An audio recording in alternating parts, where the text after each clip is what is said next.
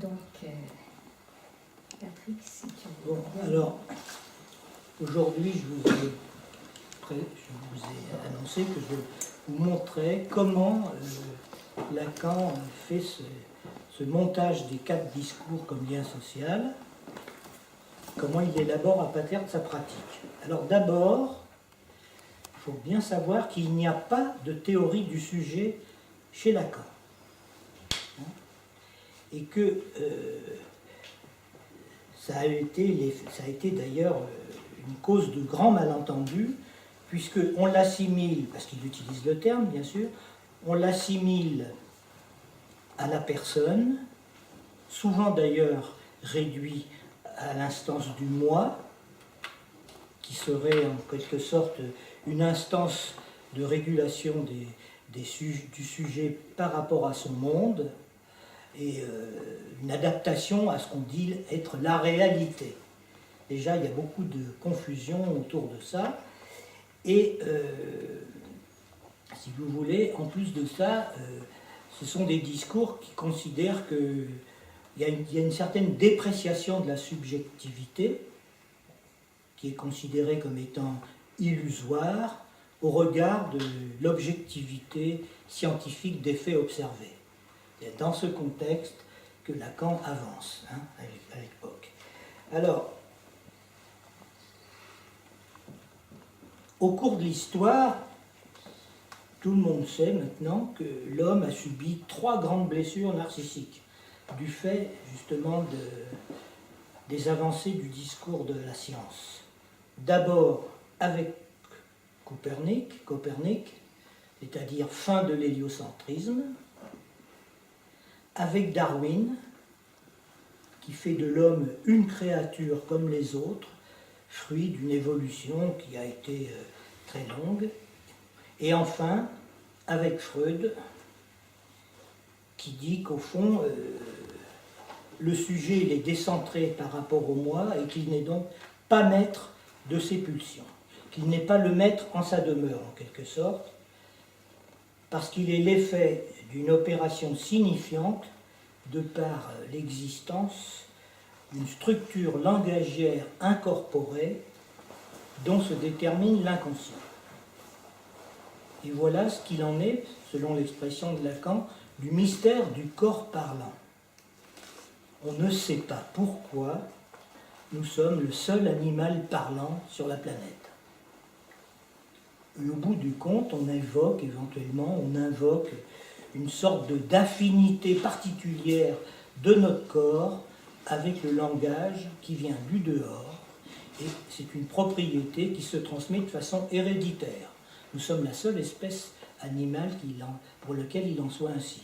Les animaux domestiques ne le sont pas par hasard, car ils sont parcourus également de séismes inconscients. Quant aux animaux sauvages, on peut les apprivoiser, mais ça ne se transmet pas héréditairement. Voilà, ça c'est des faits qu'il faut bien trancher. Et cette histoire d'affinité, elle est spécifique à l'homme, et il y a un autre point qu'il faut trancher, c'est qu'il ne s'agit pas de s'interroger sur l'origine du langage. L'homme, il est apparu, le langage étant là, voilà. Alors, on peut prendre ça que comme ça. Ça veut dire que l'homo sapiens, il était comme nous, avec les mêmes affects, avec le savoir qui n'était pas forcément du même domaine, mais tout ça, ça fonctionnait dès le départ. Voilà. S'il n'y a pas de théorie du sujet chez Lacan, il y a une définition du signifiant. Et c'est une définition qui sera invariante tout le long de son enseignement.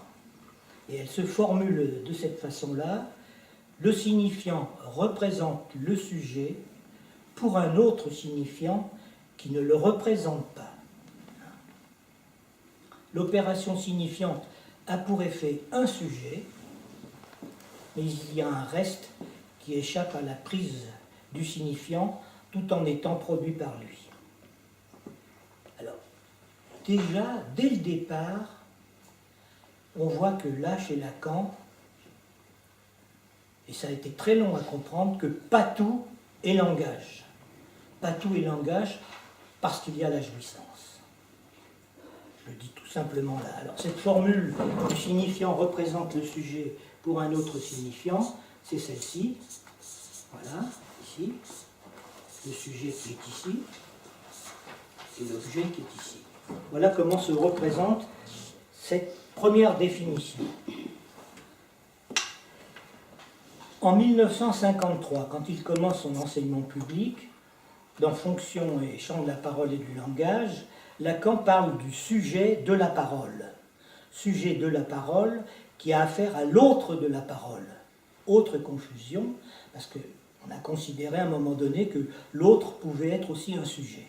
Enfin, c'était comme ça, et il disait que la fin de la cure, au fond, se terminait par une réconciliation du sujet qui advenait là où c'était son inconscient, une réconciliation du sujet avec son désir.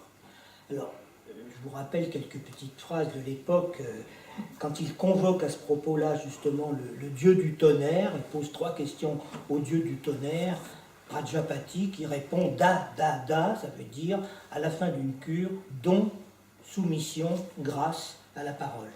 Voilà cette espèce de réconciliation du sujet. Et puis, quelques années plus tard, donc 53 pour le Fonction et champ de la parole, et 58, subversion du sujet dialectique du désir, tout bascule. C'est-à-dire que là, Lacan va formuler sa définition, on peut dire comme ça, du sujet divisé par le signifiant, et qui est soumis non plus aux lois de la parole, mais aux lois du langage. Métaphore, métonymie. Quant à l'autre, il n'est plus le lieu de la parole, il est aussi le lieu du langage. Alors, vous voyez déjà des définitions de l'autre qui se télescopent. Il y a l'autre du corps, c'est l'autre du corps, ensuite c'est l'autre de la parole, et c'est aussi l'autre du langage. Et ce sont des définitions qui ne se recouvrent pas complètement, il y a des distinctions entre les trois. Alors là, le sujet est divisé entre son être de signifiant, ce qu'on appelle son être de jouissance, ce fameux objet dont on va parler tout à l'heure. C'est-à-dire que c'est la formule du fantasme que je vous donne ici. Hein, voilà. Le sujet dans son rapport, alors, ça c'est l'être de signifiant, ça c'est l'être de jouissance. Une division du sujet là. De même qu'à cette époque-là, le désir est impossible à dire.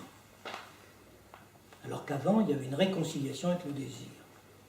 Impossible à dire, et il faut l'interpréter au sujet, souvent d'ailleurs contre son gré, parce qu'au fond, le désir, il n'est pas si désirable que ça. Je fais référence, par exemple, à Antigone. Hein. Vous voyez bien que quand on va dans le sens du désir, c'est pas marrant. Hein.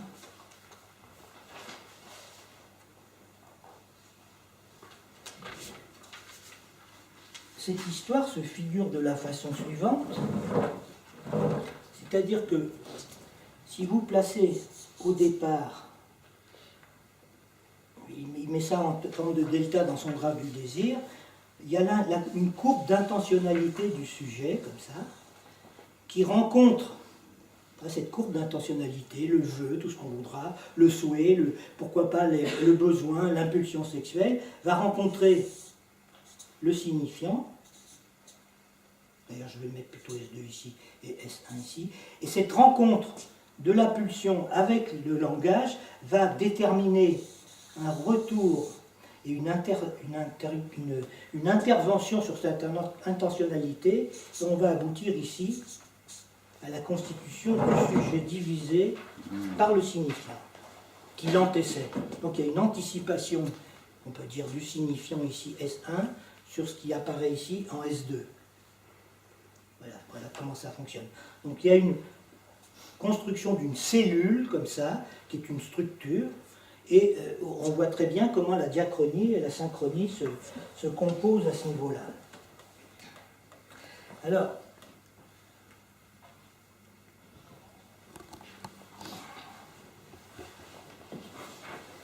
vous allez voir, par exemple, puisque j'ai commencé avec ce graphe du désir, au début de la construction de ce graphe du désir, que vous trouvez dans les formations de l'inconscient, et puis ultérieurement dans d'autres textes, et en particulier dans ce fameux texte Subversion du sujet dialectique du désir, qui est un texte qui a été produit à partir de 1958, mais il semblerait que Lacan ait procédé à plusieurs réécritures successives et que la forme que l'on trouve de ce texte dans les écrits date de 1966.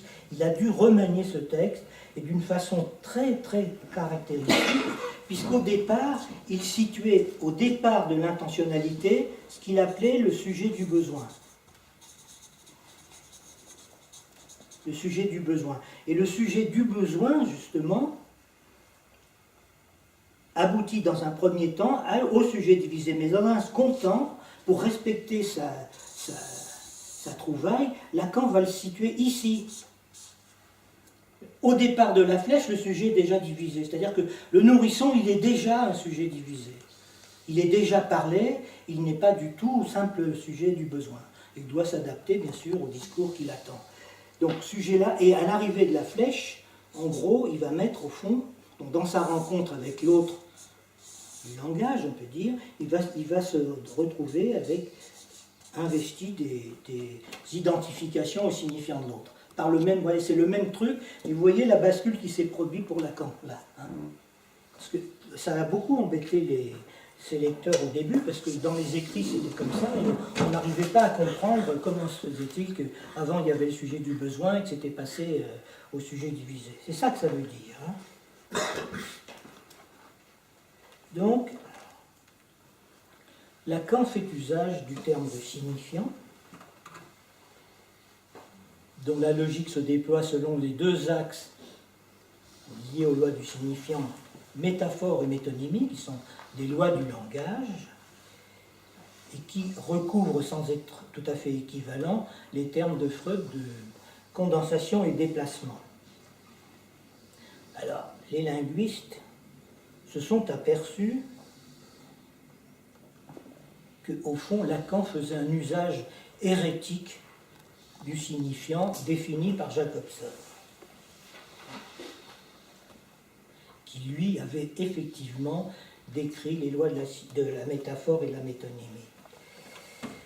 À quoi Lacan répondait qu'il ne l'avait pas dit parce que tout le monde le savait, qu'on ne pouvait pas lui reprocher de ne pas avoir nommé Jacobson puisqu'on savait que ça venait de lui, mais que surtout,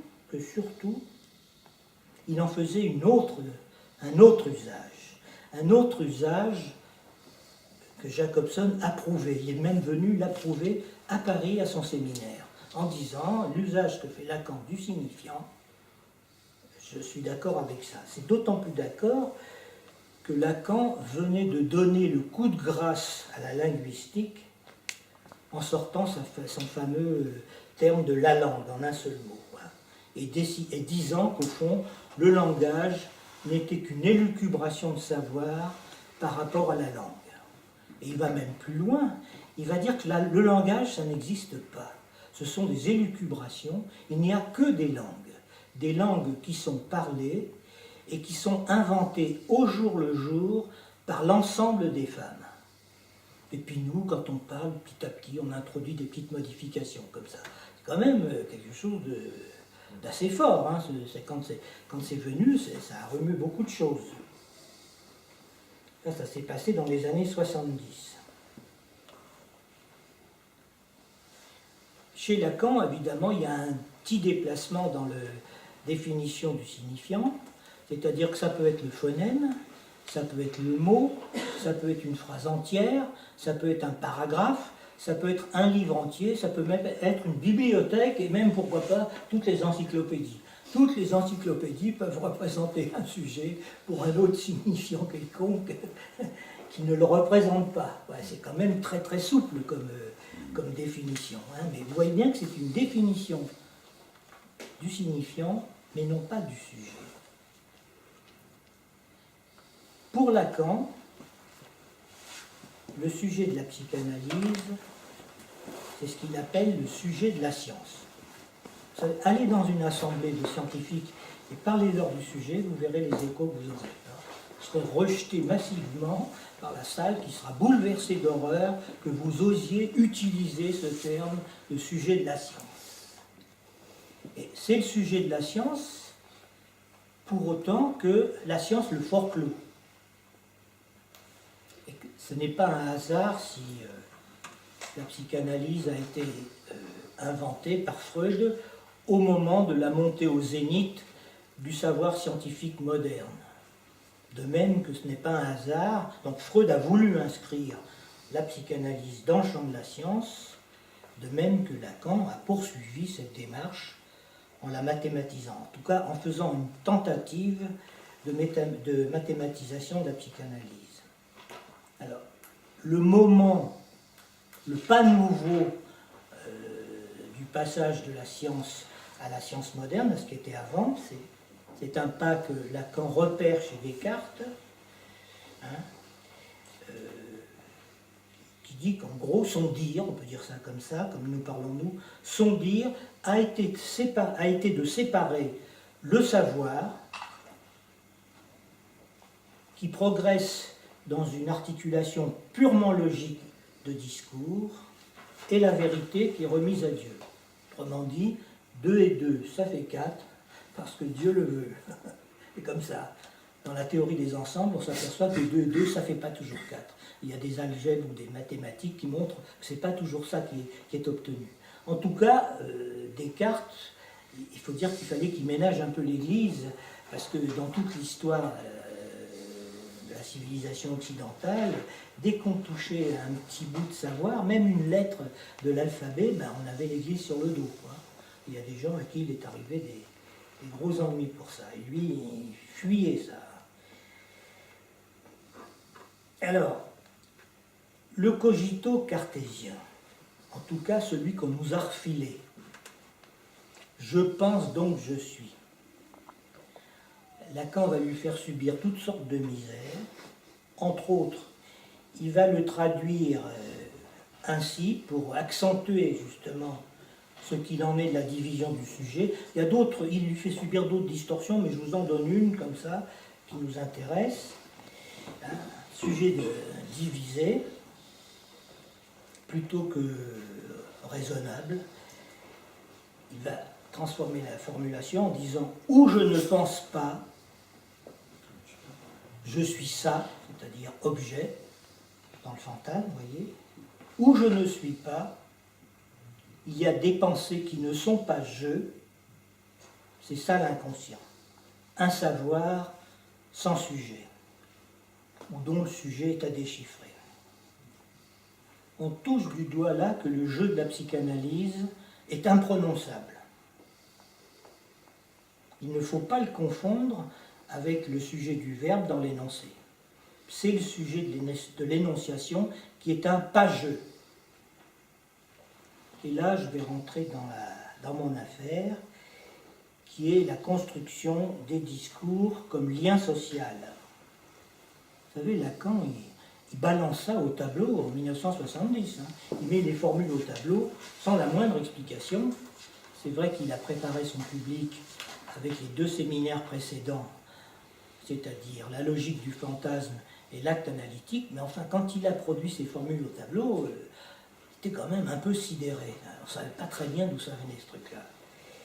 Et on peut penser quand même que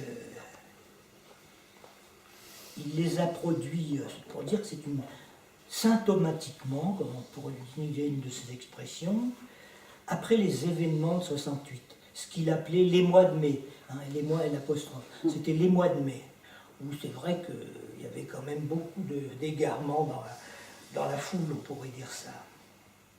Et d'ailleurs, il interpellait les étudiants à propos de ça, qui lui reprochaient de rester dans un amphithéâtre à écrire ces formules mathématiques, et Lacan leur répondait « L'encre des savants vaut mieux que le sang des martyrs ». Et d'ailleurs, il a accusé Sartre très très sévèrement en lui disant que Sartre, il envoyait les étudiants se faire casser la gueule par des appariteurs musclés. Et ça s'est vraiment produit, ces choses-là.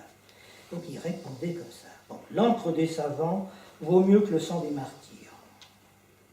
C'est aussi peut-être, enfin moi c'est une de mes hypothèses, peut-être une des réponses qu'il fait, mais un peu plus tardivement, enfin, à Michel Foucault, qui ne venait plus à son séminaire depuis 1966, depuis l'objet de la psychanalyse, alors qu'il avait assisté au départ, et qui avait fait une leçon inaugurale pour son entrée au Collège de France, qui s'appelle l'ordre du discours. Et la théorie de Foucault, c'est de développer que le discours, c'est un discours qui a une logique, bien sûr, mais qui est sans sujet. Et Lacan, justement, reprend ça et va donc mettre en place sa théorie des discours, dans lequel, du fait qu'il le fait à partir de sa pratique d'ailleurs, dans laquelle il réintroduit l'instance du sujet. C'est pour ça qu'il peut dire que sa théorie du discours, c'est quand même une chose nouvelle dans l'histoire. Ces discours, ça fait lien social. On n'a pas l'habitude d'entendre ça comme ça. Il réintroduit la dimension du sujet dans les discours. Et il va toujours garder cette préoccupation en disant qu'il faudrait réintroduire dans le discours de la science la considération du sujet. Jusqu'au bout, il va maintenir ça. Il va même le maintenir jusqu'à dire que le discours scientifique moderne, il a deux piliers. D'un côté, il a un statut universitaire, et vous savez que tous nos organismes de recherche sont surtout dépendants finalement du discours universitaire, et un autre versant où il serait en parenté avec le discours hystérique. L'hystérique, le savant, qui invente, à partir de son être, un nouveau savoir, qui peut d'ailleurs lui échapper. Alors, il va expliquer le montage d'un discours tardivement, c'est-à-dire qu'en 70, il les met au tableau, il les commente comme ça, mais en 72, dans son séminaire ou pire, il va donner la clé du montage, que je vais aller maintenant faire au tableau. Voilà, bon. Je vais prendre ça, je vais tourner cette page.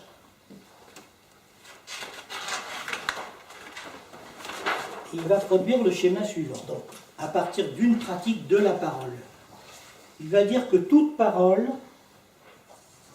s'émet d'un lieu de vérité. Vous voyez là, hein, vous le suivez là, ça se voit à peu près, oui. Hein, et de ce lieu de vérité vont diverger deux vecteurs. La parole se déploie selon sur le versant de deux vecteurs. Un vecteur ici qui aboutit à ce qu'il appelle le semblant.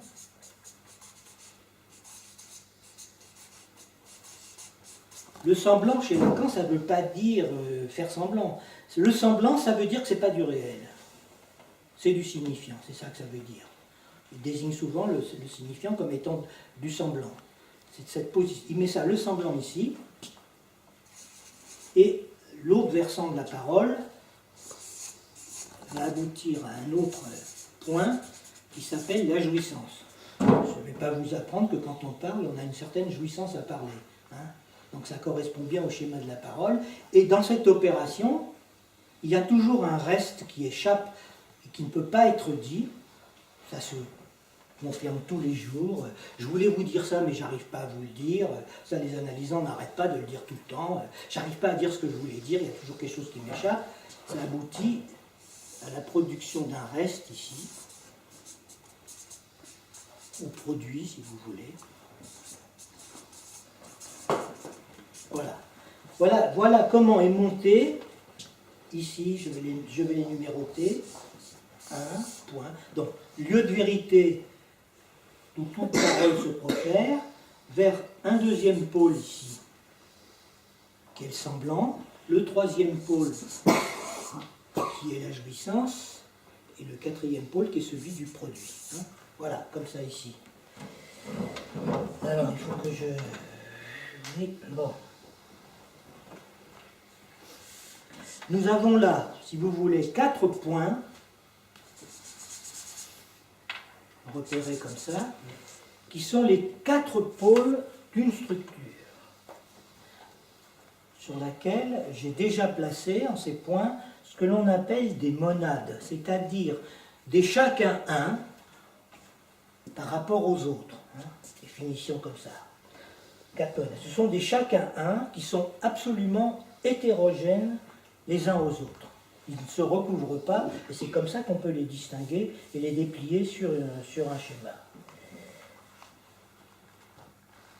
Donc une matrice qui résulte de la parole et qui permet de définir une structure comme ça. C'est ce que démontrait Lacan dans son texte Kant avec Sade en 1962, à savoir, voilà ce qu'il dit, une structure quadripartite est depuis l'inconscient toujours exigible dans la construction d'une ordonnance subjective. Hein, on retrouve au départ ce schéma-là, hein, qui n'était pas là au départ chez Lacan, mais que j'ai anticipé sur sa construction. Elle est là, vous allez voir comment.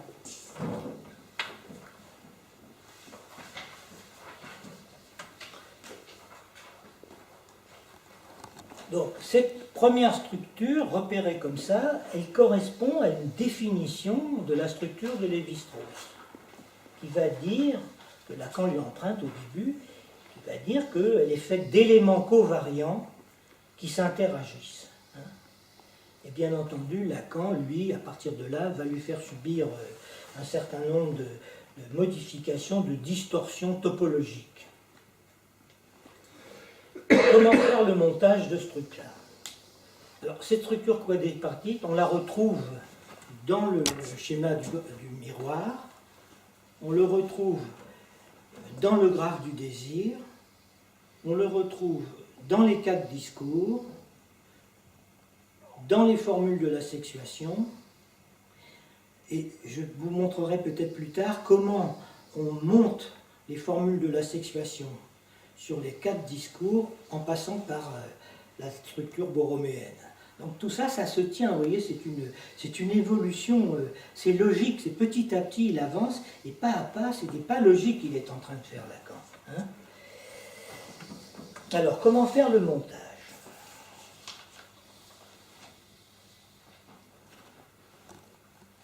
Lacan va partir d'un truc très simple.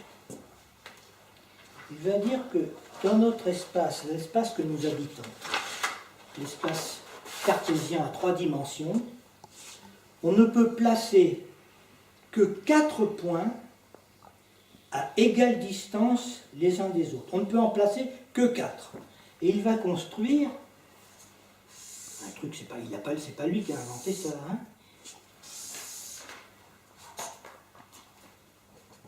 Je le mets en perspective parce que je suis obligé de le faire. Il va construire donc ce schéma d'un tétraèdre qui est très connu et qui a été très largement exploré par les mathématiciens, si vous voulez. Voilà, on peut pas donc, sur cet espace cartésien, on ne peut pas mettre plus de 4 points à égale distance les uns des autres, et je vais vous dire pourquoi, de quoi il s'agit dans ce que je suis en train de dire là. Hein. C'est un tétraèdre régulier, et que Lacan d'ailleurs va appeler plutôt, non pas quadripède comme le font ou tétraèdre comme le font les mathématiciens, il va l'appeler un tétrapôle, c'est-à-dire qu'il va lui donner un nom mixte, quoi, un nom bâtard entre latin et grec. Et il va en faire cet usage d'y placer, de mettre à sa place. Alors la notion de place est très importante en topologie. C'est par exemple quand on dit le réel revient toujours à la même place, c'est un repérage d'une place comme ça. Alors autrefois le réel il venait de la sphère des fixes, et puis petit à petit c'est descendu sur Terre avec les lois de la logique. La logique étant effectivement une science du réel. Revient toujours à la même place dans le réel d'un discours par exemple. Ces 4 monades donc sont des unes chacune, hétérogènes les unes aux autres, ce qui en fait des monades qu'on appelle équivalents. Alors le terme d'équivalent, il a une définition mathématique justement. Ça ne veut pas dire que c'est semblable, ça veut dire justement que c'est des 1. Ils ont la valeur d'être des un chacun. Voilà, c'est ça que ça veut dire. Hein. Et il va falloir donc utiliser ce tétraèdre, faire ce montage en respectant justement cette propriété essentielle des 4 monades que l'on a placées tout à l'heure, hein, vérité, semblant, jouissance, et éventuellement je vais les réécrire bien sûr, et perte, production. C'est comme, quand on pourrait le dire, de l'équivalence homme-femme.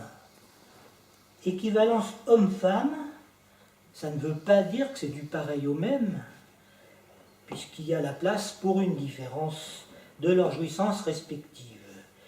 Et c'est bien entendu, parler de l'équivalence des femmes et des hommes, c'est beaucoup plus fort que cette revendication à la parité. Parce que si les femmes revendiquent d'être les mêmes que les hommes, ce n'est pas à leur avantage. Hein. Voilà. Je vais tâcher de ne pas brûler les étapes de cette construction. Si vous voulez me poser des questions, je le réponds tout de suite, hein, si vous avez besoin de ça. Donc, déjà, ça, c'est une graphie, c'est déjà une mise à plat. Il y a un artifice, bien sûr, produit dans le schéma pour maintenir l'illusion. C'est comme dans les tableaux de Escher, où on voit très bien que, en fait, ce sont des bandes de mébus, et on circule comme ça, et on ne s'en aperçoit pas tout de suite. Il y a cet effet-là, comme ça. Alors, quand on écrit, toute graphie, par définition, suppose une ortho. Voilà, une orthographie. Ça vient de là, d'abord. Hein. Autrement dit, ce sont des règles d'orientation. Quand on met en place une structure dans le réel, on est obligé de l'orienter. C'est une loi, il n'y a même pas à discuter là-dessus, ne serait-ce que par les lois de la gravitation, tout simplement, pour nous. Quand on regarde des objets dans l'espace, ben, les lois de la gravitation, au moins, nous imposent de leur donner une orientation, sinon on ne se repère pas.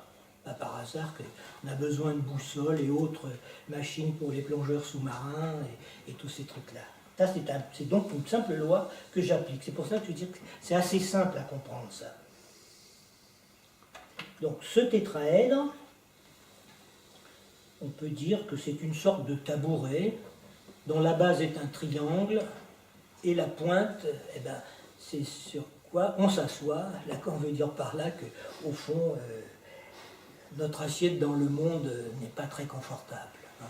C'est là-dessus qu'il va bâtir sa notion de discours. Vous avez vu qu'il a extrait ça déjà de la parole, donc d'une pratique de la parole. C'est ça qui est très important. Donc pour respecter les lois de la structure réelle, étant donné que chacun des sommets est relié aux autres, je vous l'ai montré tout à l'heure, je dois vectoriser les côtés.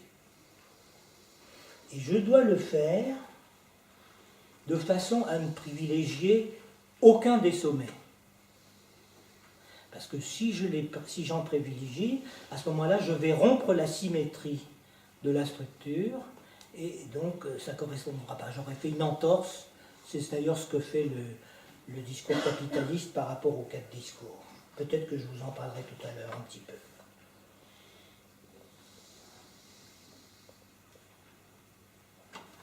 Alors, je commence. Supposons que j'ai écrit les trucs ici. 1. La vérité. 2. Je sais que il faut que je commence comme ça, sinon je ne perds pas. 3. Ici. Non, le 2, le 3. C'est la jouissance. Ici, le 4. Je suis obligé d'orienter cette structure. Seulement si par exemple, je décide de partir d'un point quelconque et d'en faire partir 3 orientés, comme ça, 3 divergents, 1, 2, 3, ici, comment je vais faire pour la suite? Je ne pourrai obtenir, alors je suis obligé de regarder mon schéma parce que, mais ça, c'est des choses que vous pourrez faire chez vous très simplement. Au niveau du... Alors, 1, 2, 3, pas que je me paume, moi. Donc, au niveau du 2 qui est ici, je peux mettre 3 arrivants, donc 3 qui partent, 3 arrivants. Ça s'impose de ce type d'écriture. C'est une loi d'écriture tout simplement. Et par conséquent, dans les 2 autres points qui restent, je n'ai pas grande marge de manœuvre, puisque ici, il y a un qui part, un qui arrive. Je ne peux que faire comme soit le mettre 2 arrivants et un qui part, mais soit je suis obligé de le faire dans ce sens-là. Donc, immédiatement, en faisant ce type d'écriture ici et ici, je vais complètement déséquilibrer la symétrie de cette structure. Donc je ne peux pas partir d'un pôle et écrire 3 vecteurs qui partent vers les autres, parce qu'immédiatement tout le reste de l'écriture va être imposé par ça, et je vais donc perdre toute la propriété que je dois conserver dans l'écriture de ce truc-là. Alors la seule possibilité que je peux avoir, je recommence.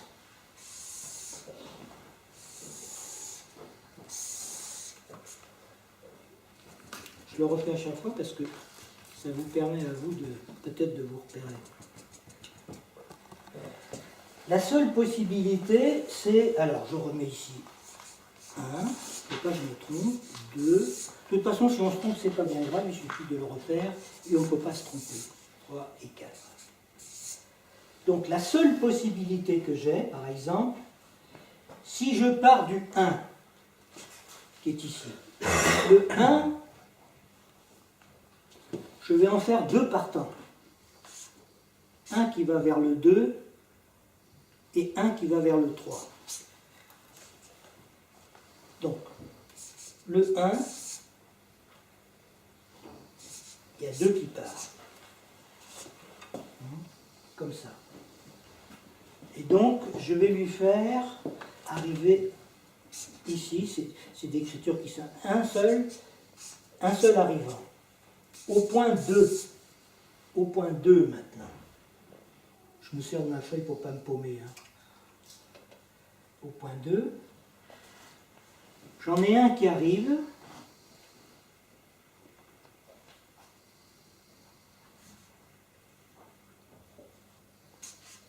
Deux qui arrivent et un qui part. Donc, un qui arrive et 2 qui part. Au 3,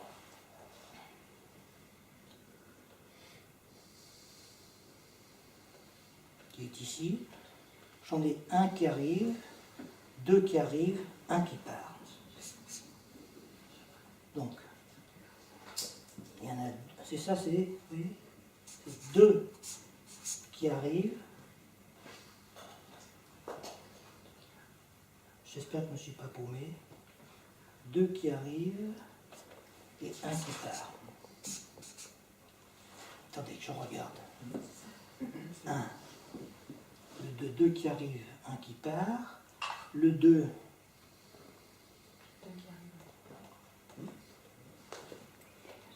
Un qui arrive, 2 qui part. Le 3, c'est 2 qui arrivent, un qui part. Et le 4, que j'ai ici, je vais donc l'écrire. Un qui part. 2 qui partent. Et par conséquent, un qui arrive. Donc, 2 qui partent, un qui arrive. C'est-à-dire que la répartition, du coup, cette construction me permet de conserver, même s'il y a les points sont en symétrie 2 par 2, ils ont les mêmes propriétés, mais 2 par 2. Donc j'ai respecté l'orientation de mon schéma, si vous voulez, de mon quadripède, de ma structure, si vous voulez, et d'une certaine façon, cette orientation, ça ne veut pas dire que ça a du sens, ça veut dire que ça oriente la structure dans l'espace. Ça permet de se repérer quand on la met à plat. Et ça donne effectivement ce schéma qui est le suivant, qui est donc, alors, voilà.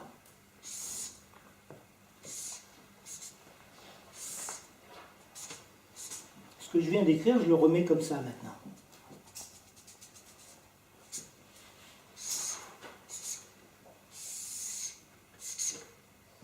Et vous repérez bien les trucs, les flèches que j'ai mis. J'ai mis à plat, et comme c'est une vraie mise à plat, pour bien montrer que c'est une mise à plat, je mets ce petit machin en pointillé pour montrer qu'il y a une ouverture de ce côté-là. Hein. Donc vous avez une circulation dans la structure. C'est ça que j'ai écrit avec tout à l'heure. C'est ça que j'ai écrit, c'est cette orientation-là que j'ai écrit. Donc vous pouvez mettre ici, en 1, vous pouvez mettre ici la vérité. Hein, vérité, vous aimez toute parole. Ici vous mettez le semblant. Ici vous mettez la jouissance. Ici, vous mettez l'objet, ou le reste, ou la perte. Vous avez donc une structure qui est devenue un écrit, avec cette espèce de petit machin qui permet de repérer, une mise à plat, et qui est la fameuse structure quadripartite, qui devient maintenant un écrit. C'est pour ça que Lacan dit que c'est un écrit. Tout discours, c'est un écrit sans parole. Il va même jusqu'à dire que sa présence même dans ce discours, ça serait sa bêtise même. Donc on est passé du fait de l'écriture à un écrit sans parole, mais qui s'origine d'une dimension de la parole, d'une pratique de la parole. Ça, c'est un truc assez important à repérer. Maintenant, regardez ce qui se passe avec cette structure. Si vous partez du lieu de la vérité, vous ne pouvez circuler que comme ça, et revenir là. Vous ne pouvez jamais revenir à l'origine. Si vous partez d'autres points, c'est pareil. Si vous partez de là, vous pourrez faire que ça. Vous ne pourrez jamais retourner là. Chaque point comme ça. Et ça introduit une circularité, une orientation. L'écrit impose ce type d'écriture. Et voilà ce que Lacan extrait à partir de sa pratique, un type de discours s'originant de la parole, mais un discours nouveau qui fait lien social à deux, c'est le discours analytique, c'est ça qui est obtenu. Hein. Alors, je vais maintenant l'écrire. Bon, ici je vais juste vous dire un point, comme ça, simple. Bon, ça c'est parce que je ne l'ai pas fait aujourd'hui, parce que ça devient trop compliqué. Ce point, si vous le mettez en arrière ou en avant, donc ça, si c'était en avant, il faudrait les remplir, ces trucs-là. Donc vous reliriez le même tétraède, vous voyez bien que c'est un tétraède, on s'assoit sur la pointe, et ça fait par exemple l'assise. Vous voyez bien que ça peut être, si c'est en arrière ou en avant, ça peut être dextrogire ou lévogire. C'est-à-dire qu'on peut le lire dans un sens ou dans un autre. Donc c'est des choses qui s'imposent du fait même de l'écriture et de la façon dont ça fonctionne. Voilà, c'est ça que ça veut dire. Et vous avez vu que ce type d'écriture ne favorise pas, ne met pas en avant un des points qui serait privilégié par rapport aux autres. Ça fonctionne ensemble. Si vous en faites sauter un, si vous faites sauter un des liens, eh bien, la structure saute. Ce n'est plus une structure. Donc c'est une structure inscrite dans le réel qui fonctionne comme ça. Bien, puisque j'en suis arrivé là, ici, là, donc on est parti de là, vous voyez bien que la parole elle est là, mais on n'a plus besoin d'elle pour développer la théorie du discours. On obtient l'écriture du discours analytique chez Lacan, hein, qui est ici. Donc ici, il va mettre S2, c'est-à-dire l'inconscient. J'espère que je ne me plante pas. Ici, il va mettre l'objet petit a. Donc vous voyez, de l'inconscient, on va vers l'objet petit a. Ici, il va mettre le sujet divisé, qu'il a écrit. On retrouve les mêmes termes. J'ai le droit d'écrire ça sur ma structure, puisque j'ai respecté la construction de cette structure. Ce n'est pas par hasard, ça vient se loger à cette place-là. Parce que c'est de ça que ça s'est trouvé, en fait. La vérité, c'est émise d'un lieu de vérité qui est le réel de l'inconscient, ici, qui a permis, d'une part, d'aller du côté de l'agent, l'objet petit a, ici, le sujet qui parle et qui développe la chose, avec l'analyste, et puis le reste ici, voilà. Donc on retrouve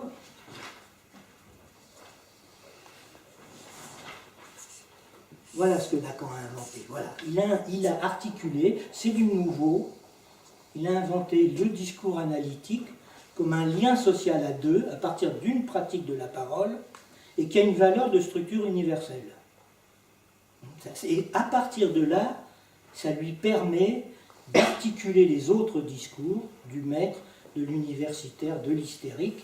Et grâce à ça, grâce à la psychanalyse, parce qu'on n'a plus besoin de parler des moments d'émergence historique des différents discours, même si ça peut se dire comme ça, c'est que ça s'impose rétroactivement de la structure. Et tous ces discours-là sont liés du fait qu'ils s'inscrivent dans la même structure, disons, on pourrait dire d'espace cartésien, comme d'où je suis parti. Hein.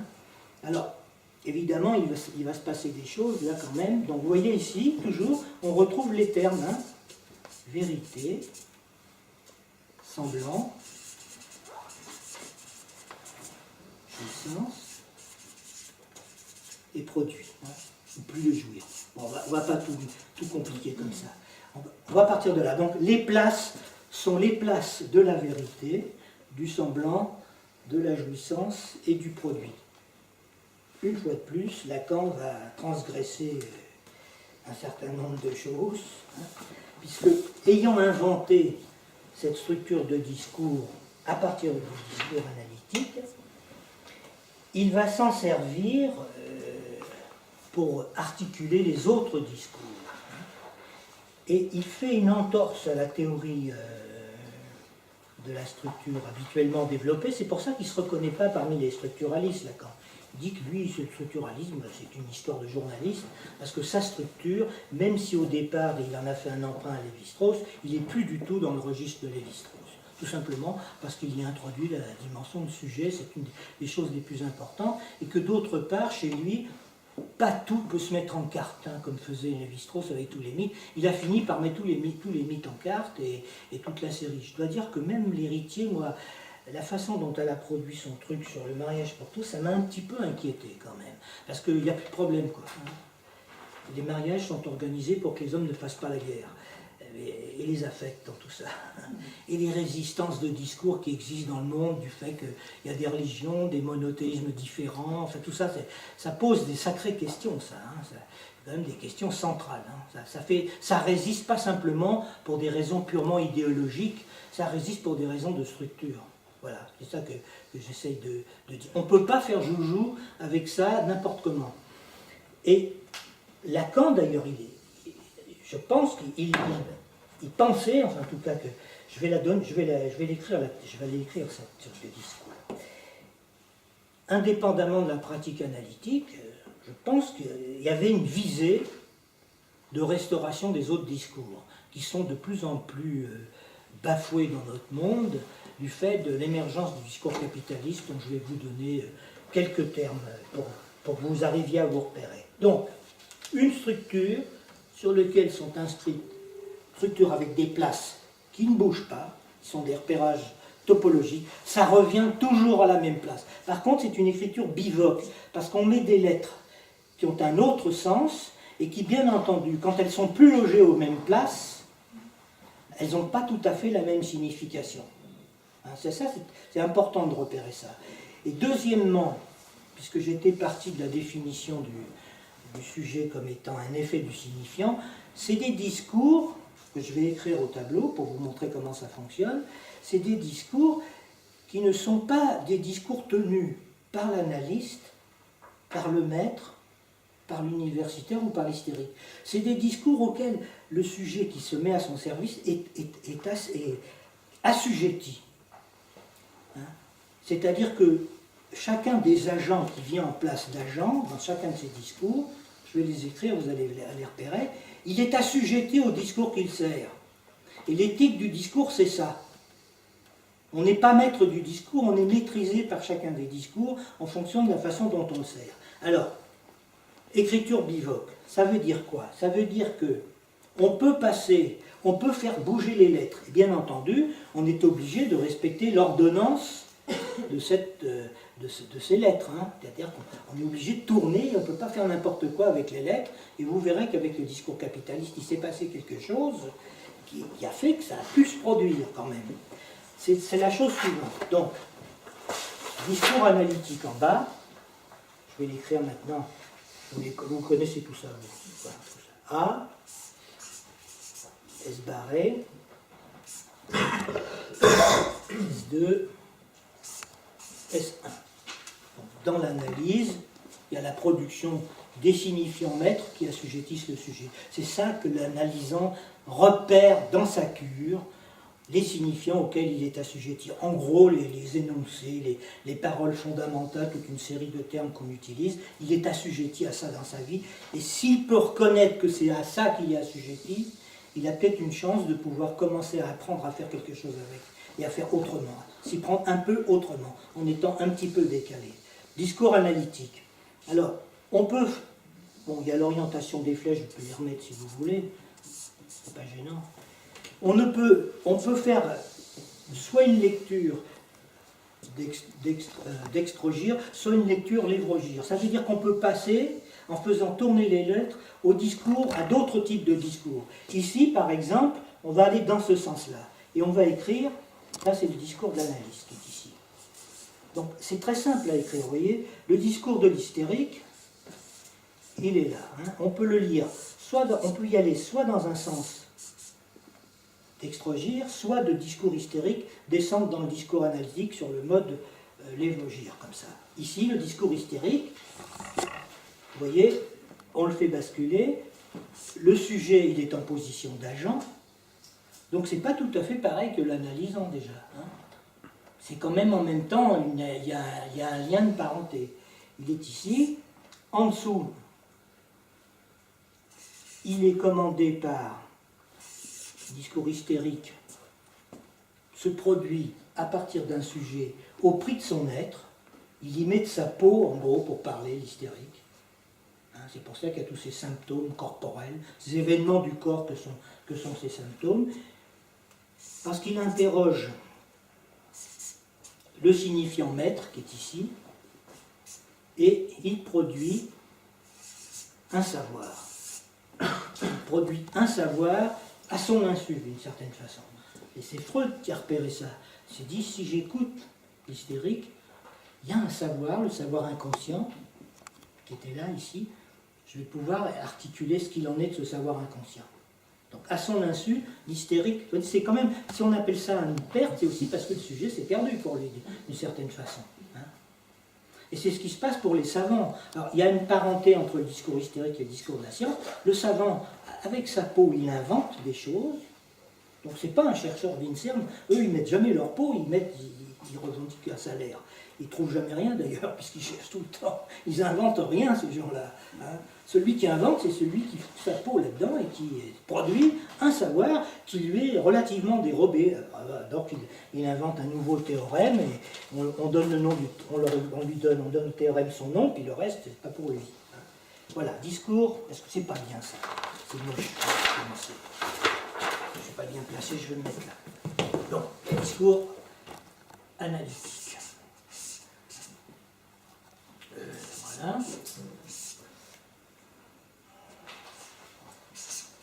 J'hésite toujours un petit peu. Bon, voilà, discours analytique, ici. Ici, je vais écrire le discours hystérique. Donc on passe, on bascule comme ça. On va mettre... Est-ce que je ne me trompe pas? Non. S barré. Bon, S barré, petit A, voilà.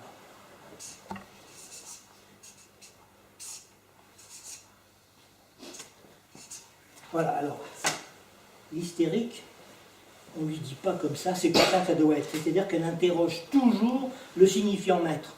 Pourquoi tu dis ça? Qu'est-ce que ça veut dire? Qu'est-ce que c'est que cet impératif? Et en triturant cette affaire-là, elle produit un savoir. Voilà. Ça, c'est le discours hystérique ici. Ensuite, vous avez en haut le célèbre discours du maître.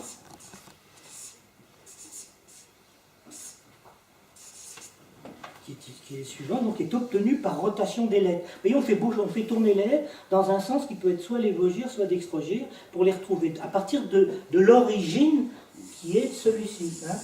C'est celui-ci qui a permis de les monter et d'éclairer le sens des autres. Sinon, on ne pouvait pas se repérer avant, c'était pas possible. Ce discours du maître, qui est ici, vous voyez bien que dans le discours du maître, le maître, c'est le sujet divisé, quoi. C'est le con, en gros. Le maître, c'est le plus con de tous.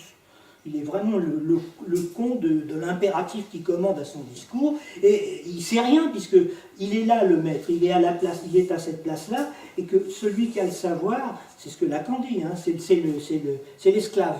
C'est l'esclave qui a la jouissance du savoir. C'est d'ailleurs pour ça que dans l'Antiquité, on faisait des esclaves. Quand on avait pris l'ennemi, quand on avait vaincu l'ennemi, on zigouillait tous ceux qui servaient à rien et on gardait les ingénieurs, ceux qui savaient construire des bateaux, des canons, des armes, et on les traitait bien, puis les belles femmes et tout ça, enfin tout ça, on récupérait tout ça. C'était à la place du savoir, bien sûr, l'esclave antique, alors c'est peut-être un mythe un peu comme ça, et de la jouissance. Hein. C'est pour ça que Lacan met ça. Et puis aussi du travail, parce que forcément...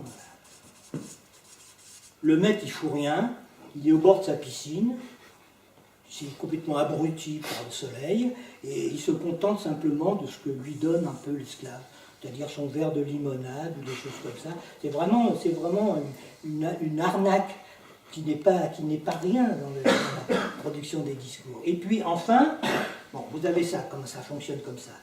Hein. Vous voyez bien que l'hystérique, comme agent ici, elle est quand même agent au prix de son être. Elle est assujettie à ce discours-là. L'analyste est en lui, effectivement, assujetti au savoir inconscient, il dépend du savoir inconscient de son analysant. C'est toujours comme ça qu'il faut les lire. Et vous avez le quatrième discours, qui va être le discours universitaire, donc, savoir ici, qui s'adresse à l'étudiant. L'étudiant, c'est l'objet petit a dans le discours universitaire. C'est pour ça que c'est un lieu, l'étudiant, c'est vraiment... c'est comme le serein qui repère les tremblements de terre. C'était peut-être un des sujets dans la société qui est le plus en souffrance du malaise de la civilisation. Parce qu'il y met son être, c'est-à-dire qu'il faut qu'il aille à l'université pour qu'on le bombarde de savoir, et on va en faire d'ailleurs un sujet du savoir, hein, barré par le savoir. Et puis ici, voilà, ici ce qui ne s'aperçoit pas dans le discours universitaire, c'est que ce qui commande le savoir de l'universitaire, c'est le signifiant maître. Il est à la botte du maître, en gros, l'universitaire. Alors voilà les quatre discours. Est-ce que vous les lisez à peu près? Là, vous les connaissez tous par cœur. Donc, hein, vous avez pigé la construction, comment c'est une construction purement logique. Il n'y a pas besoin de se tracasser avec ça. Et donc, à chaque fois, vous y voyez qu'il y a l'instance du sujet, qui fait trop d'une certaine façon dans les discours, qui est dérangeant en même temps dans chacun des discours. Dès qu'un sujet se manifeste, quelle que soit sa place dans le discours, ça dérange. Hein. Si l'étudiant à l'université il commence à râler, ça bouge. Hein. C'est ça que ça veut dire. Comme il en a marre de sa condition d'être un déchet de la société, ben, il cherche, il demande des comptes, ça fout le bordel. Ici c'est pareil. Hein. Quand le sujet dans le discours du maître commence à bouger un petit peu, ben, ça a des effets. C'est pas par hasard qu'il y a eu la guerre de Troie, parce que quand Paris a enlevé Hélène, ils sont tous partis la chercher, ils ont fait la guerre à cause de ça. Remarquez, c'était bien, parce qu'à l'époque, on faisait la guerre par amour pour une femme. C'est plus maintenant comme ça. C'était bon, enfin, je dis ça comme ça en plaisantant. Bon. Enfin, c'est vrai que ça avait une autre gueule, quoi. Alors, je vais peut-être, si vous êtes d'accord, vous voulez que je vous fasse maintenant ce qui se passe avec le discours capitaliste. Oui. Bon, c'est quand même assez marrant, parce que Lacan a beaucoup parlé de ce discours capitaliste, et ils n'en écrivaient pas la formule. Tout le monde se demandait, mais qu'est-ce que c'est que ce truc? Et finalement, il l'a pondu en 1975 en Italie, dans une conférence en Italie. Il a fini un jour. Ça, on est sûr que c'est lui qui l'a écrit. Il l'a écrit au tableau, et ça a permis d'éclairer le reste. C'est-à-dire qu'il s'est dit, voilà, en gros, je reprends ma matrice avec les quatre places, là, il s'est passé un truc très particulier. C'est-à-dire que il y a eu... Comment je vais faire? Je vais commencer, oui, je vais faire ça. Il y a eu au niveau du discours du maître,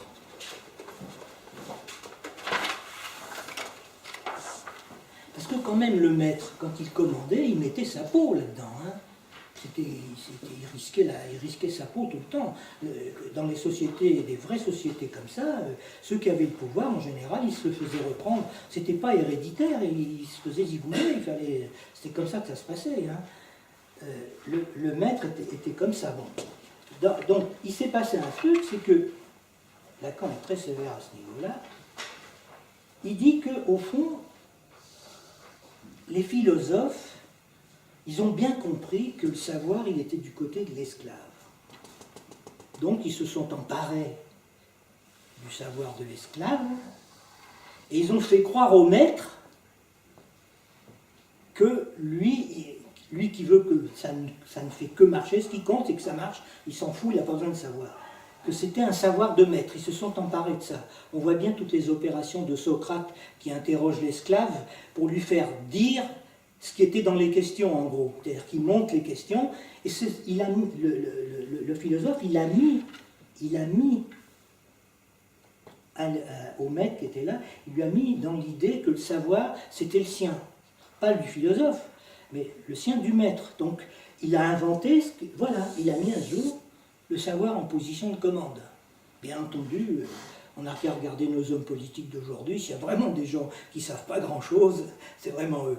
Alors, il s'est passé, donc, Lacan dit qu'il y a eu une copulation, voilà, c'est ça le truc, une copulation, c'est le discours du maître moderne, il utilise cette expression, une copulation entre le discours du maître et le discours de la science. Et ça a produit, par un effet copulation, une inversion des choses. C'est-à-dire que, vous avez vu que dans le discours du maître, par exemple, la flèche, elle monte toujours comme ça, vous voyez, ça monte toujours le truc.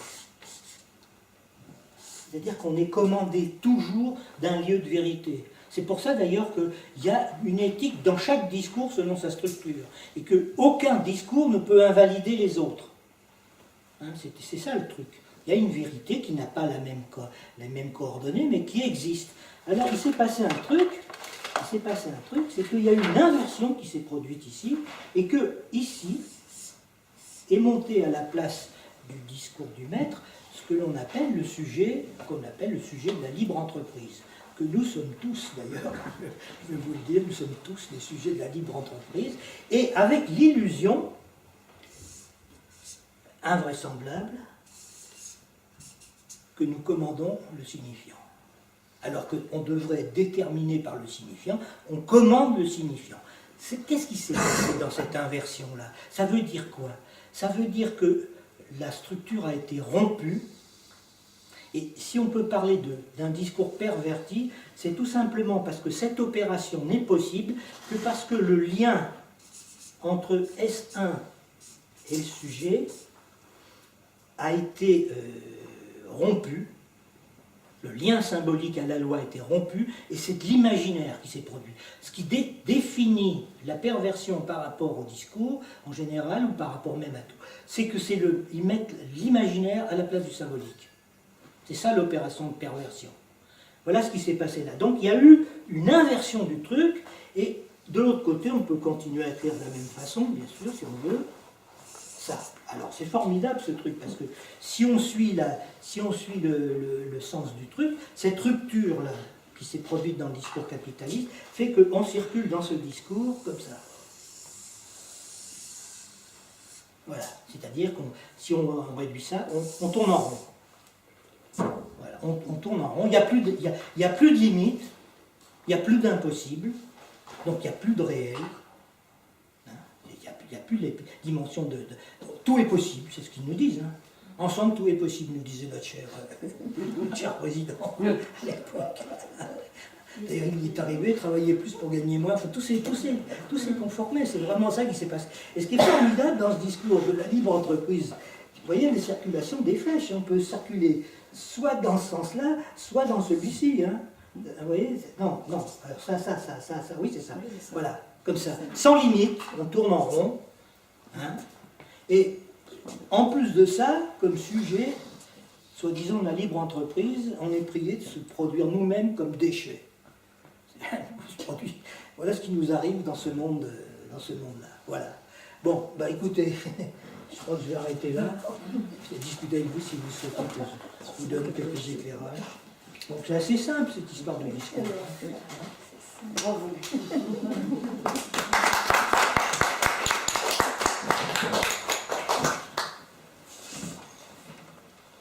Rappelez-vous bien l'histoire du discours capitaliste. Alors vous voyez que dans le discours capitaliste, ce qui est formidable, c'est qu'au fond, le seul discours qui est épargné par le discours capitaliste, et c'est pour ça qu'on est confronté au discours capitaliste. Alors, je réécris le discours analytique ici. Hein, S2, S1. Vous voyez qu'il y a un télescopage entre les autres discours, parce qu'en position d'agent du discours capitaliste vient l'hystérique. C'est quand même le discours de la publicité, hein. C'est quand même un peu ça. C'est pour ça que ça a tant de succès, la publicité, et que la publicité envahit tout. Après, la communication, toutes ces choses-là. Voilà, il est là. Donc, il y a ça. Il y a le discours hystérique qui est ici. Ici, il y a quand même le discours universitaire, le discours du maître, c'est-à-dire cette espèce de savoir qu'on nous produit, les neurosciences et tout ce que vous voudrez, tous les trucs qui sont des discours qui cherchent à nous naturaliser, et non pas à nous humaniser, hein, c'est-à-dire qui nous réduisent à être des animaux, et pas des animaux parlants. Hein. Ici, donc, discours universitaire, ici, vous voyez, télescopage, ici, production dans le discours du maître, ici, voilà, télescopage avec le discours du maître, voilà, le discours du maître est ici. Là, c'est le discours universitaire, le discours du maître. Il y a un télescopage. Et c'est pour ça qu'on parle de la disparition des discours, du fait que c'est complètement embrouillé. Et qu'il ne reste plus que confronter maintenant le seul discours qui ne participe pas à cette histoire de copulation entre le discours de la science et le discours du maître, c'est le discours analytique, qui est en face de ce type de discours-là. On a affaire à ça. Et on a affaire à ça pour deux raisons. C'est que le discours analytique est le seul discours dans lequel le sujet récupère son plus de jouir à lui, c'est-à-dire la plus-value de son travail, celle qui n'est pas payée, celle qui permet aux capitalistes de capitaliser, de continuer à spéculer sur le boulot qu'ils ne payent pas, c'est le seul discours dans lequel le sujet récupère sa mise et peut en faire quelque chose de nouveau. Voilà, voilà pour l'instant où j'en suis avec cette histoire des discours. Rappelez-vous bien cette histoire-là. La perversion, c'est ça, c'est la bascule. Donc vous voyez bien que la structure est rompue. Il n'y a plus d'impossible. On ne bute pas, on peut tourner en rond. C'est-à-dire qu'il n'y a plus de réel. Comment? Ça ne bute pas. Il n'y a pas de réel, on est dans l'imaginaire. Le symbolique et l'imaginaire, c'est la religion, dit Lacan. Oui. Alors après, il y a d'autres développements pour Lacan dans les discours, mais je n'ai pas fait aujourd'hui, sinon ça va être trop compliqué. Oui. Le discours analytique, c'est lui qui est produit dans l'analyse, par l'analyse. Dans l'analyse, c'est celui qui est mis dans la pratique, oui. C'est-à-dire avec la structure, avec l'analyse. Lien social à deux. Hein. Voilà. Mais si l'on considère maintenant, pour quelque chose d'un petit peu plus pointu, ce que je trouve souvent dommageable dans les institutions analytiques, c'est qu'on dirait qu'elles ne sont plus régies par ce travail du discours analytique. Mais est-ce qu'on pourrait aller jusqu'à dire qu'il y aurait quelque chose qui serait là aussi éventuellement du fait du capitalisme, quelque chose du discours analytique qui irait à se défaire de son effet justement de transformation qui a été montré là, c'est-à-dire de ce que ça produit de très particulier d'inventer. Hein, voilà. Enfin, c'est une première question comme ça, un peu à vif, sinon j'avais encore d'autres remarques. Il y a une chose déjà qu'on peut remarquer, c'est que si dans la cure, le sujet reconnaît son être de jouissance, on peut dire ça comme ça, oui, pour le dire rapidement, c'est-à-dire son être de réel, on pourrait le dire aussi comme ça, oui, son bout de réel qui lui est singulier, c'est ce qu'on obtient aussi dans le capitalisme quand même. Cette production comme objet petit a, il y a des liens de convergence, oui, des choses qui se rejoignent comme ça. Hein, c'est quand même, c'est à interroger cette chose-là. Hein. Ah oui. C'est à interroger. C'est quand même aussi, la psychanalyse, elle a émergé au moment d'un malaise de la civilisation tel que ça a été un forçage pour inventer la psychanalyse. Il faut voir toutes les difficultés que Freud a eues pour mettre en place sa machine. Hein. Il a fallu tout ça, bon, avec Lacan qui est venu derrière, il y a forcément des liens. Hein. Il y a des liens, des convergences et des choses comme ça. Alors, ce qui se passe dans les institutions analytiques, ça dépend, mais enfin, le problème, c'est que on est bien obligé de théoriser ça, quoi. Enfin, on est bien obligé d'essayer de donner des repérages par rapport à la structure. Donc, quand on se met à écrire, on produit un savoir, donc on publie, on met ça en écrit, et les universitaires, ça les intéresse vachement. Parce qu'ils se mettent à lire aussi, puis comme ils ont l'habitude de lire souvent bien plus qu'avant, bien avant les gens qui deviennent analystes, très souvent c'est comme ça, ben, ils finissent par dire qu'après tout, ils peuvent devenir analystes sans faire d'analyse, par exemple. Ça existe, ça. Hein. Il suffit de savoir, or c'est un savoir qui ne se peut pas... Si la psychanalyse pouvait s'enseigner, ben, il n'y aurait pas besoin de faire d'analyse. Justement, Lacan, il n'a pas loupé le truc quand il a dit que ça ne se transmet pas. Hein, il ne s'est pas trompé, lui. Il a bien vu ce qui était en train de s'opérer comme mouvement. Lui, il a cherché d'abord à rejoindre une mathématisation. Après, il s'est rendu compte que, ah oui, mais ça ne colle pas tout à fait, parce que lui, il ne faisait pas des mathématiques, comme il ne faisait pas de la linguistique, il faisait de la linguisterie, et ensuite il a balancé la linguistique en disant que l'inconscient est la condition de la linguistique, non pas l'inconscient est la condition du langage. Il renverse sa propre proposition que l'inconscient est structuré comme un langage.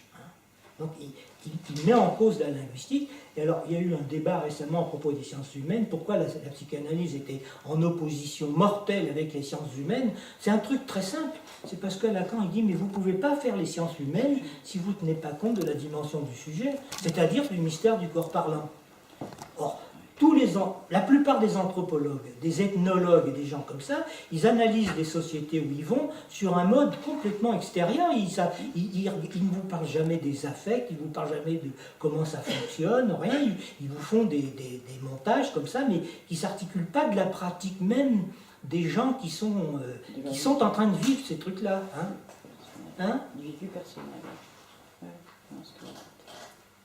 alors, qu'est-ce qui se passe dans les institutions analytiques? Effectivement, on est guetté par ce genre de choses. On est guetté par, d'une part, le discours universitaire. Alors Lacan a toujours dit que le discours universitaire était en antipathie avec le discours analytique. Le discours du maître envers de la psychanalyse, hein, et une sympathie entre le discours de l'hystérique et les discours analytiques.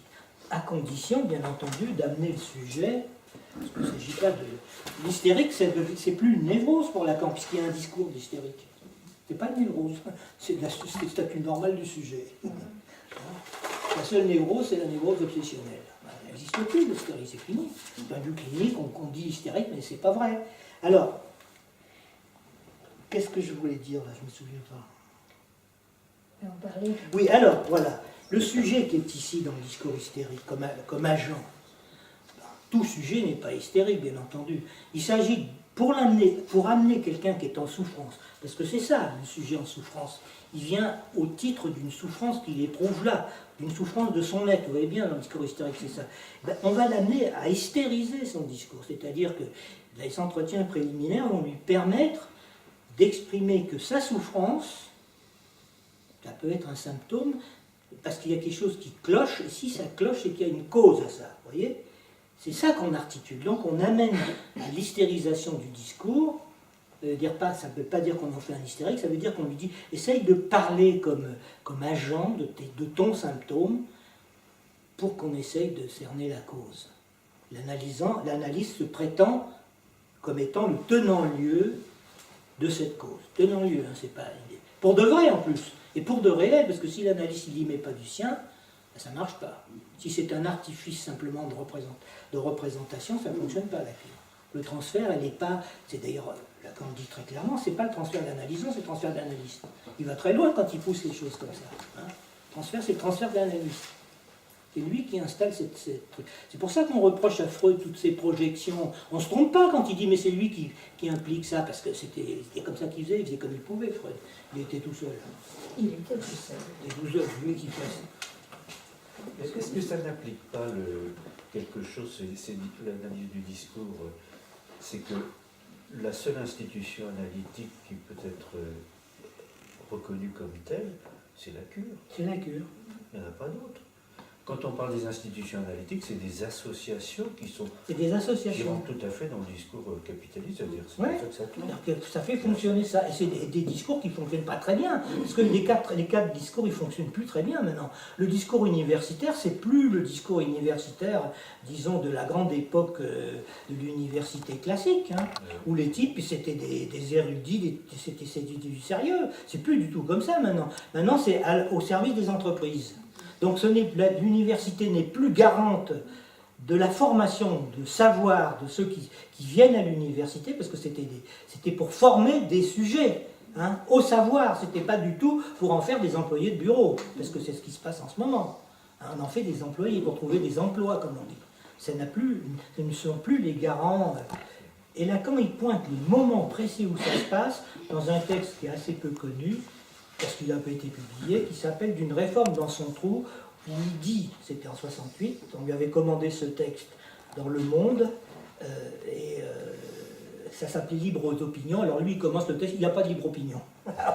Le Monde n'a pas publié du coup, où il dénonce l'université en disant « Elle avoue dans un formidable lapsus qu'elle a déchu de sa fonction de garante du savoir avec l'institution des unités de valeur. » Parce qu'on ne peut pas tronçonner le savoir en unité de valeur. Le savoir, c'est autre chose. C'est une autre dimension. Hein. Voilà, tout ça, c'est des choses qu'il est allé pointer comme ça. Alors, comment intervenir en dehors de la cure sur le champ du monde, pourrait-on dire, c'est pas facile. C'est pas facile. Hein. Mais on a des petites pistes quand même. Hein. Et bien entendu, nos écoles et nos groupes analytiques ont des problèmes avec ça, mais on n'en parle pas. Hein. C'est pas parce qu'on parle de psychanalyse entre nous qu'on est dans le discours analytique. Hein. Donc comment faire usage de ces formations théoriques, de ces bouts d'écrit, pour qu'on puisse quand même essayer de dialoguer entre nous, puisque moi j'ai quand même commencé le séminaire de cette année en disant la clinique elle est irréfutable, donc elle ne fait pas preuve. Si on ne fait que parler de clinique, on ne fait rien, on ne transmet rien de la psychanalyse. Hein? Il faut avancer aussi dans des bouts d'écrits et essayer de les manier un peu. En fait, le transfert, c'est quand même pas l'amour de la. Non, voilà, ça. je veux dire Et qu'il là, y a ça, quand c'est- même quelque chose qui est un objet particulier qui amène les sujets à parler d'une certaine manière ou à produire quelque chose de particulier.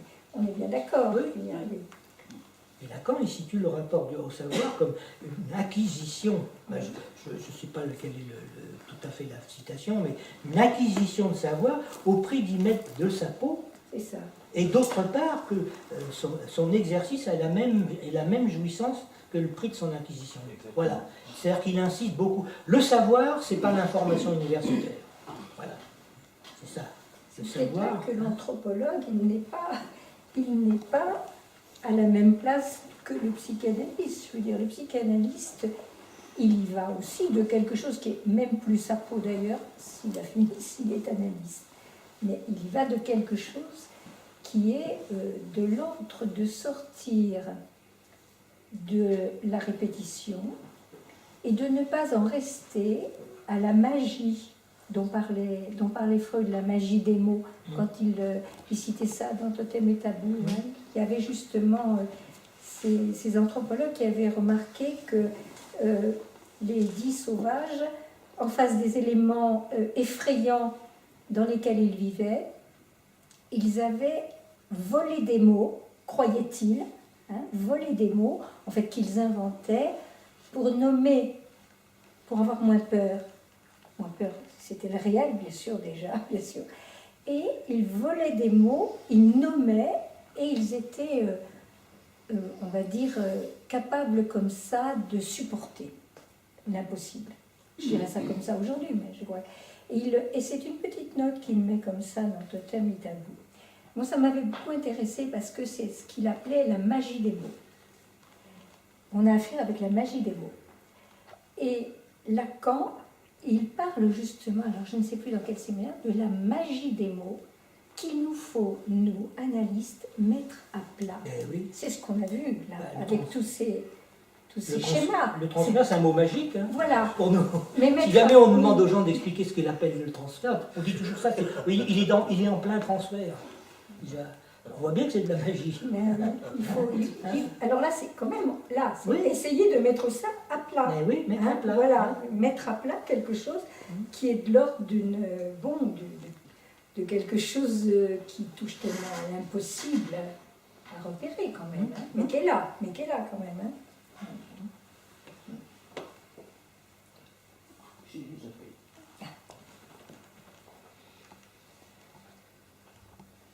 Il n'y a pas de questions, vous n'avez pas eu de problème avec ces montages. C'est simple comme bonjour, vous faites ça chez vous, vous êtes tranquille.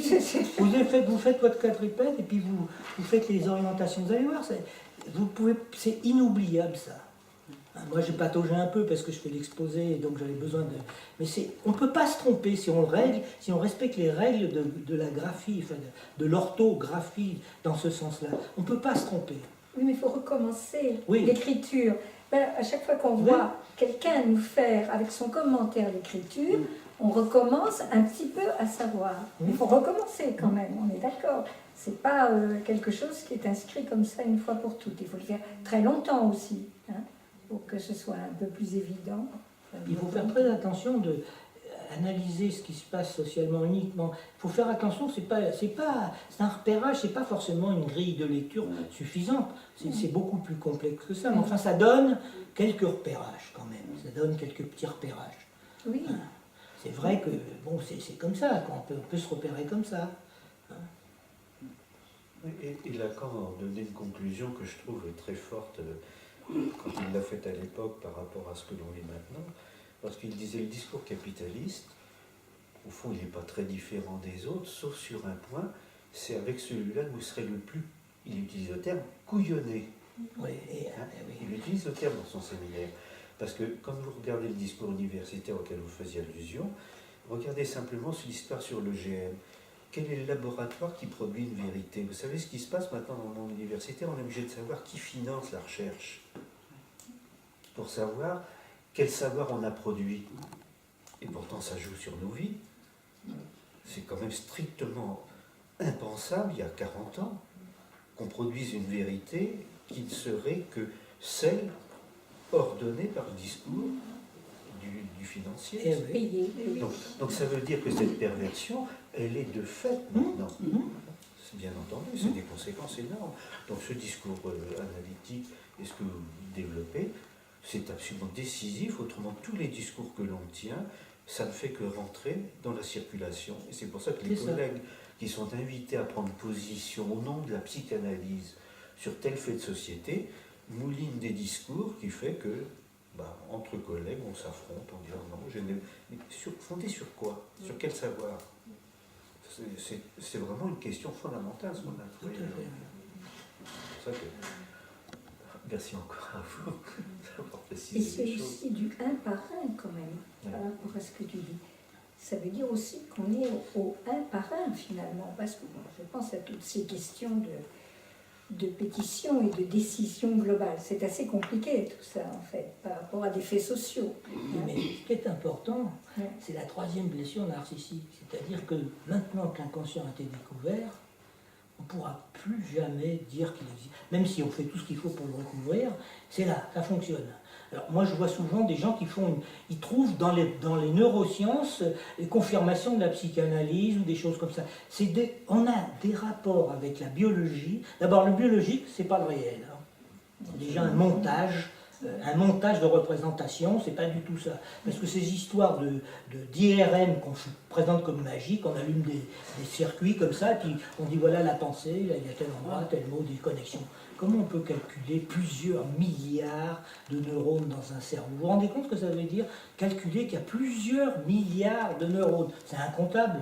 Avec quoi on compte ça?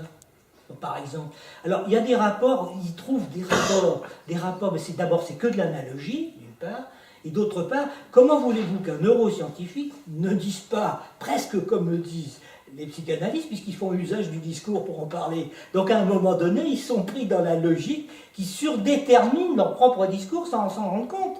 C'est tout, hein, ouais, c'est comme ça que ça se passe. Sinon, ils nous réduisent quoi, à des rats de laboratoire, hein. C'est vrai que maintenant, on nous dit les rats pensent, rêvent et tout. On est bien d'accord avec ça. Ils peuvent rêver. Mais Freud, quand on lui a objecté au rêve, il dit, mais après tout, comment vous savez qu'il a rêvé? Parce qu'il me l'a dit, c'est tout. Donc on ne peut pas le prouver autrement. Il se contentait de ça. Un rat, jusqu'à présent, j'ai vu personne dire, il m'a dit ça. Je crois qu'il y a des personnes qui peuvent le penser. Le rat m'a dit ça. C'est vrai, puisqu'on fait parler des animaux. Il y avait La Fontaine, c'était assez performant. Mais maintenant, il y a Mickey, il y a Walt Disney, et puis tout ce qu'on montre aux enfants tous les matins, tous ces espèces de personnages qu'on fait parler. Comme ça, on voit bien qu'on fait parler quelque chose. Hein. Et n'empêche que, mine de rien, ils essayent de faire parler le réel, parce que de ce côté-là, ça chatouille quand même un peu. Hein. Ça dérange un peu, quoi. Hein. Il y avait le chien de Lacan qui parlait. Hein? Le chien de Lacan parlait. Oui, le chien parle, mais il n'a pas le langage. Il a la parole, mais il n'a pas le langage. Il rêve, par contre. Ouais. Donc, effectivement, c'est un animal domestique. Hein. On n'a créé aucune espèce d'animal domestique depuis tous ceux que l'on connaît depuis toujours. Il y en a pas. Comme au moins Lévi-Strauss l'a dit, il n'y a pas de pensée sauvage. Hein. Donc il n'y a pas de civilisation primitive. Elles sont aussi développées que la nôtre, avec d'autres formes de savoir, d'autres types de liens sociaux. C'est aussi élaboré. Hein. Tu arrêtes, c'est ça? Bon, il n'y a plus de pile. Non, il y a